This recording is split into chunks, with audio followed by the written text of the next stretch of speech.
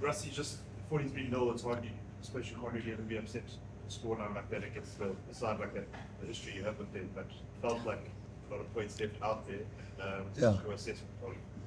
No, I think, I don't know what their coaches said. Yeah, evening everybody. This field is really, really slippery. I mean, with the warm up, you could feel it's greasy. And yeah, so it's tough to play an expensive, pretty game in weather like that. And against a team that really wanted to defend. You could see they were up for the defense. And yeah, so to get 43 points and keep them to 0, we satisfied with that. And the 4 debutants playing their first matches. And then obviously a guy like... what's his name? Kobus Wiese and Paul and those guys, they're not regular guys who play for us a lot.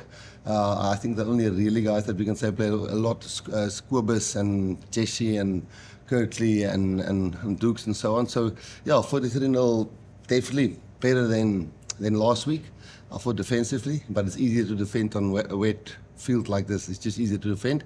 So, yeah, and no injuries. That's the first time after a game that we can say no injuries, so that's good.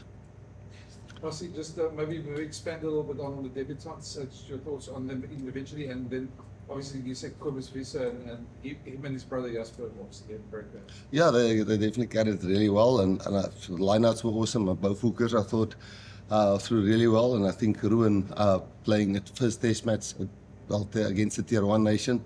I think we didn't lose the lineout ball. And then a guy like Saudi in the scrums with Wilco and Andre Igu and so on. Same with Malcolm and the guys who started there. Obviously, the locks play a big part in the flankers and scrumming as well. So I think scrums, we weren't really on our game previously. This game I thought it was good. Thought our maul stopping and mauling self were good. That was something that we wanted to get right. So we did have a lot of fixes, and we're glad about that. Rusty, these 3 games, I think you've scored 130 odd points, 20 tries.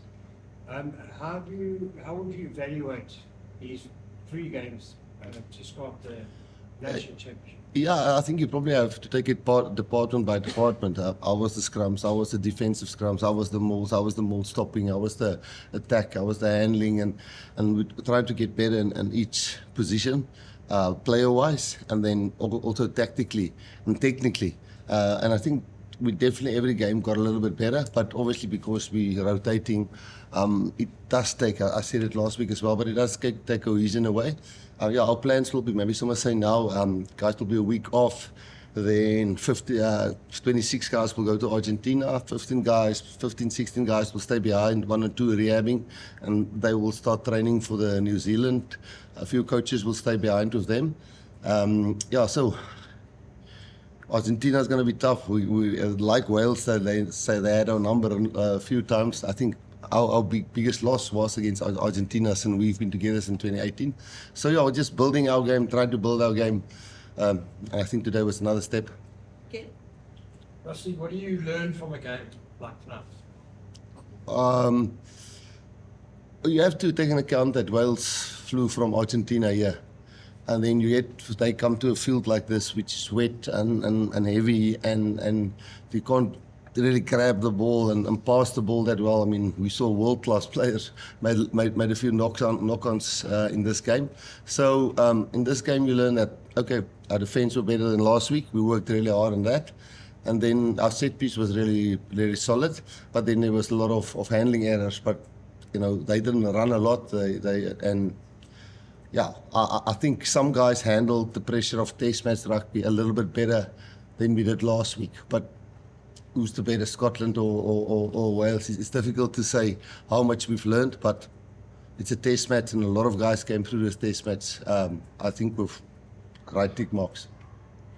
Peter, for you, leading as captain over the last couple of tests, what has been your biggest learning with leading a different team, a different starting 23 for every single test? What has been your biggest learning this year? I would say probably is just to stick to what works for me. What works for me in the past, and just to go out to the field and just try and get into as many battles as possible and give for the team what I can give on the field. The other stuff will take care of itself. Of course, there's a lot of good players and very senior players in the squad, so I don't really have that much big of a bigger role or anything to do. I'll just carry myself the way I do, and that's the only stuff that I would say has changed now. Russ, just the Busi substitution on 42 minutes, was that kind of in your mind thinking ahead of the game, get him somewhere into the second half and then give Mani a nice long run, just what was Probably if we started Mani and it was not going so well in the game, if we started Mani and we were struggling, then it would be difficult to put the young guy on and go and change the game if we were a little bit in trouble. So the thinking was starting him rather and then see how we cope with the intensity of the game. And I think he was a bit flat battery when we changed him. He definitely played well. I think you could see there was nerves. He's a really accurate kicker. He really kicks off really well. But then you get into a test match like this with a lot of people, even at your hometown, the ball is wet, and suddenly you don't kick it into the corners, you don't kick it on the spot of the kickoffs. And then I've played in first or second test match, you moeg, because the pressure gets to you. And I think he handled it extremely well. But then you could see in the second half, he was starting to go, you could see his tires were getting pop a little bit, and then we made the swap. So, what hope would you give Welsh fans after that? We've been there. They had 2 games before Argentina. They almost went on a run. I mean, we had a braai with Steve and the whole management on Wednesday at the hotel. And you can see the tight management team for sure. And I'm not going to say I feel sorry for them because that will be a wrong headline. It's just somewhere you have to get a little bit of a roll on and a little bit of belief. We were there in 2017 and we were 57-0 and so on. And we just target one big game that we can win. And then the belief will come. So I think that's what they need. One big game where they turn over a big team. And then you guys will believe, and the pundits will believe, and the refs will start believing, and calls will start going their way. And because I know they're a very proud nation, so I hope they get it right. Thank you. Vloggers off, and then Mike. Rossi, just on Busi at 10, the big talking point before this game was your motivation for picking him. Was it looking towards like a possible 100 kind of type backup? And then how did you think he performed? I think he performed nervously for me, and I don't know if other people would see that, but that's normal. In your first, he's the youngest 10 ever that played for the Springboks. I think he's something like 6 months younger than when Patrick Lambley made his debut. So to make a debut against a tier 1 nation, it's tough for a 19 or 20-year-old guy. So no, look, we've got Sasha coming back now. You will go with the guys to Argentina. Andre pulled his hamstring. And Andre is fit now. He wasn't fit for this game. So we didn't have Sasha, we didn't have Andre. So we had him and Mani. And we didn't want to start Mani because putting a guy on in the second half at that age against a quality team like Wales, maybe it didn't look like that, but we had to grind. I mean, it was 14-0, almost till 30 minutes, and then we only pulled away. So, and we let a few things slip. I think. So, no, we wanted to see, we have to have another fly-off. We have 2 guys out, and we felt he was the next guy in. Obviously, the other fly-off, what's his name for 20s? Yakim. Yeah, Yakim. I mean, he's a wonderful player. We would love to have him also in the mix. But we felt so bad keeping Vusi here, and they can't play him there where he could now play in the final now. I don't even know what the score is. Hope they're doing well there. So it was next man up. We didn't want to move Damien to 10 or one of the other guys. We wanted to get on the 25 into the mix and see how he does. Russell, possible concern now these 3 games, the second quarter, Scotland came back, England came back against you, and you guys struggled a bit here today as well. Is that a concern for you guys, people? It was a concern, but then today when we were there, we squeezed through and we didn't let them in, and we managed to keep the pressure on, which was something we rightly buggered it up in the first 2 games. We did it against Australia last year as well, but we fixed it in this game because it starts to creep into your mind a little. Is this going to begin again? And then, the communication between us and the players on the field, stick to what we're doing, and we managed to get through it. But it was almost there again, but it didn't happen. Afrikaans, Marcos? Yes, dankie tog. Rassie, also jy het oor ons so besig gesê en ons op Paul hier, ons so jonger ou wat ons baie goed was. Ek nou daar sê dit nog gemaak dat daar so 'n bietjie harder blok aan die deur as ek so kan sê. Ek moet so met die oog daar so ek oor 'n maand as jy bestes gaan nie het hulle jou so bietjie ek moet sê laat daar so ding wat hulle nie daar weet. Ja, party is jonk, party is oud. Ek bedoel, Sadie is nie 'n jong ou nie, maar ek dink hy het goed geskram vandag. Ek dink Ander Hugo was solid geweest. Ek dink Grobbies was solid geweest toe hy gespeel het. Jy weet, Bongie is nog beseer. Hy werk regtig hard aan homself om te try terug te kom in die span. Jy weet, Ox is uit, so Boan het 'n kans gekry.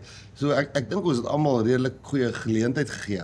En 'n ou gaan seker, dis hoekom ek gesê het, ons bou maar vir die World Cup nou. Maar nou is dit nog die greatest rivalry.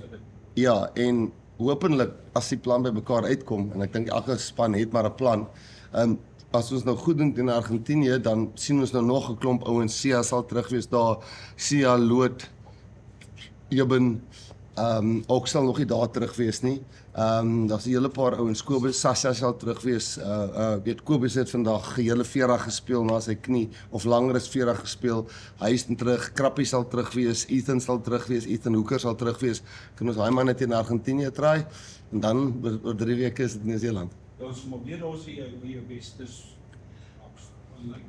Ons like om te glo dat die nommer 1 loskop en die nommer 2 en die 3 loskop moet so teen mekaar druk. Ons moet nie weet wat een is die regte een nie. Jy weet, obviously is daar in sekere posisies ouens soos Malcolm en hy wat jy weet net hy en Damien en Jesse Kaza op 15 wat jy net weet. Dan sit Ethan en Kurtley en Cheslin obviously is ook een van daai manne, maar Kurtley en Ethan by mekaar. Dis wat ons wil hê, dat ons seker maak dat ons diepte het in 'n lang 4 wedstryde. So ek wil nie nou name noem, dit sal nie die regte ding wees nie. 2 more questions, guys. Hendrik and Justin. Pieter sê, Ras het net genoem van Jasper en Kobus Wiese, hoe lekker is dit daai momente wat hulle gee vir 'n span en is nie altyd dat hulle ouers Koos en Elmarie se gee toon vir die bokke het. Ja, ek dink dit is 'n ongelooflike voorreg. Ek en my broer het ook in die verlede vir staan saam gespeel, so om vir die Springbok te kan saamspeel as twee broers, dink ek is 'n baie groot voorreg en eer en ek dink hulle ouers is verskriklik trots op hulle en hulle is trots op mekaar.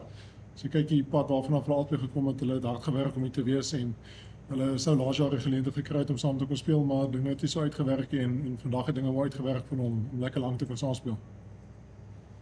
Misschien miskien vir jou, 'n opsomming van hierdie blindtoetse vir jou wat miskien vir jou baie bly gemaak dat jy dit een grond gekom.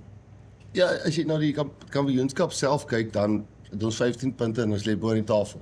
Jy weet, ons het Engeland en Skotland gespeel wat in die top 5, ek weet nie was Engeland nou naby in die top 5 lande is, so en ons het 15 punte. En ons is bo op die tafel en ek moet eerlik met jou wees, ons het besluit om 'n bietjie meer te try bou in hierdie 3 games as wat ons net gegaan het vir om hierdie kampioenskap te wen.